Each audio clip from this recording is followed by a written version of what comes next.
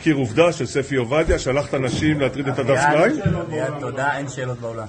מר גליקמן, אתה עדיין חייב תשובות על זה שאתה משקר כל הזמן. כן? גם ספי עובדיה שיקר שהוא ראה הודעות שלך?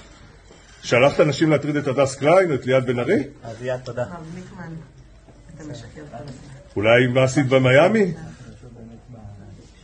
אולי מי מימן את שהותך במיימי, גברת נתניהו?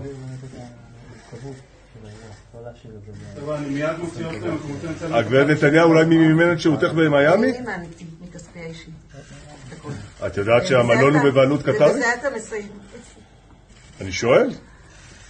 כן, ובכל זאת אולי האנשים ששלחת לחני, סליחה, להדס קליין? ראינו בטלוויזיה.